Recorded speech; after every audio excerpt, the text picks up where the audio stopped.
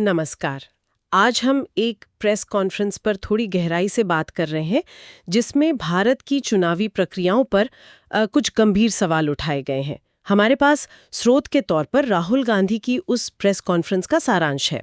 तो हमारा मकसद है इन आरोपों को समझना, जो कथित सबूत पेश किए गए उन्हें देखना और पूरा मामला क्या है ये समझने की कोशिश करना। मुख्य दावा तो यही है कि भाई भारतीय लोकतंत्र की जो बुनियाद है, एक व्यक्ति एक वोट, कहीं वो खतरे में तो नहीं है।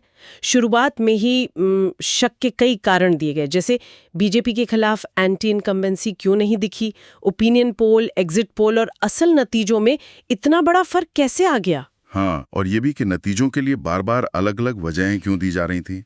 मतलब कोई एक ठोस बात नहीं। और वो लंबा कई चरणों वाला जो चुनाव कार्यक्रम था, उस पर भी सवाल थे। बिल्कुल, और इन शक को वजन देने के लिए महाराष्ट्र चुनावों का उदाहरण दिया गया। जी, उसे खास केस स्टडी की तरह सामने रखा।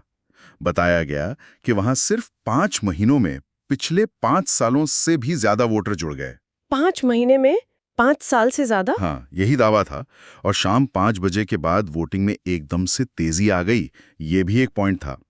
और शायद सबसे चौंकाने वाली बात ये कि लोकसभा और विधानसभा चुनावों में गठबंधन के प्रदर्शन में जबरदस्त अंतर दिखा। अंतर मतलब? विधानसभा चुनाव में कहा गया कि करीब 1 करोड़ नए वोटर आ गए।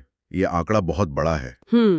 ये तो राज्य की बात हुई, लेकिन फिर आरोप सीधे चुनाव आयोग पर भी लगे। जी हाँ, ईसी पर, जैसे कि पार्टियों को मशीन रीडेबल वोटर लिस्ट देने से इनकार करना। मशीन रीडेबल क्यों जरूरी है वैसे? देखिए, उससे डेटा एनालिसिस आसान होता है, वेरीफाई करना आसान होता है, हाथ से करना बहुत मुश्किल है। और तो और ये भी कहा गया कि सीसीटीवी फुटेज को नष्ट करने की योजना थी। अब इससे तो पारदर्शिता पर सवाल उठेंगे ही। हाँ, ये तो चिंता की बात है। बिल्कुल। और इन सब बातों के आधार पर प्रेस कॉन्फ्रेंस में ये नतीजा निकाला गया कि चुनाव आयोग चुनावों में कथित हेरफेर करने के लिए शायद बीजेपी के साथ मिला हुआ है। तो सीधा मिलीभगत का आरोप ये किसी सबूत पर आधारित था या सिर्फ एक निष्कर्ष था? प्रेस कॉन्फ्रेंस में इसे घटनाओं के पैटर्न और आयोग के रवैये से निकले निष्कर्ष की तरह पेश किया गया। सबूत के तौर पर आगे की जांच का हवाला दिया गया। अच्छा, तो जांच भी हुई?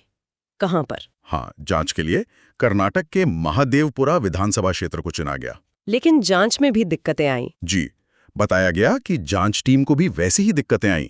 मशीन से ना पढ़ी जा सकने वाली लिस्ट मिली, ओसीआर को रोकने की कोशिश हुई। ओसीआर मतलब ऑप्टिकल कैरेक्टर रिकॉग्निशन। हाँ, जिससे कंप्यूटर टेक्स्ट पढ़ लेता है, उसे रोकने की कोशिश हुई ताकि डेटा निकालना मुश्किल हो जाए। तो महादेवपुरा में जांच के नतीजे क्या रहे? कुछ मिला? वहां जो नतीजे बताए गए वो वाकई गंभीर थे।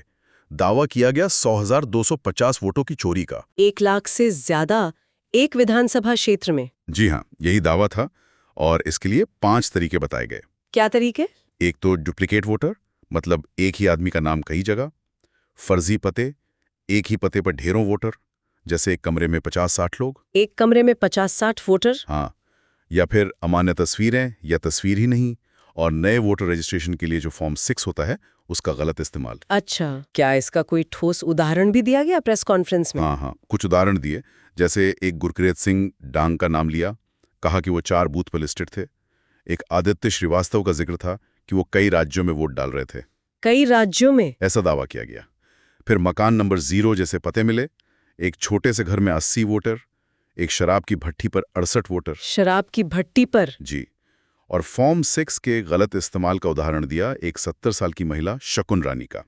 कहा गया कि उन्होंने 2 महीने में 2 बार रजिस्टर किया और 2 बार वोट डाला।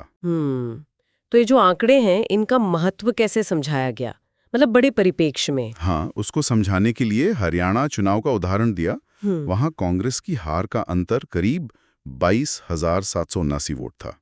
और यहाँ अकेले महादेवपुरा में ही इससे 4 गुना ज्यादा वोटों की कथित चोरी का दावा है। अच्छा। और ये भी जोड़ा गया कि प्रधानमंत्री का बहुमत सिर्फ 25 सीटों का है। तो ऐसे में छोटे स्तर पर भी अगर कोई हेरफेर हो तो उसका असर बहुत बड़ा हो सकता है। तो आखिर में प्रेस कॉन्फ्रेंस की मांग क्या थी? चुनाव आयोग से क्या कहा गया? मांग यही थी कि चुनाव आयोग लोकतंत्र की रक्षा करे, सबूत नष्ट ना करे और इलेक्ट्रॉनिक वोटर डेटा और सीसीटीवी फुटेज देकर अपनी बेगुनाही साबित करे।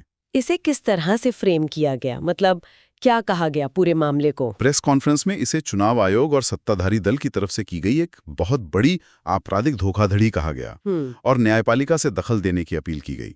तर्क ये था कि भारत में चुनाव प्रणाली की जो विश्वसनीयता है वो अब खत्म हो गई है। और आगे के लिए कोई योजना? हाँ, जागरूकता बढ़ाने के लिए बैंगलोर में एक मार्च की योजना का भी ऐलान किया गया। तो ये पूरी चर्चा एक बड़ा सवाल खड़ा करती है। बिल्कुल, कि किसी भी चुनाव प्रणाली में पारदर्शिता कितनी जरूरी है और वेरीफाइबल डेटा, यानी ऐसी जानकारी जिसे जांचा जा सके, उस तक सबकी पहुंच हो, क्योंकि इसी से लोकतांत्रिक प्रक्रिया में लोगों का भरोसा बनता है और बना रहता है। सही बात है। ये एक ऐसा मुद्दा है जिस पर यकीनन आगे और सोचने और बात करने की जरूरत है।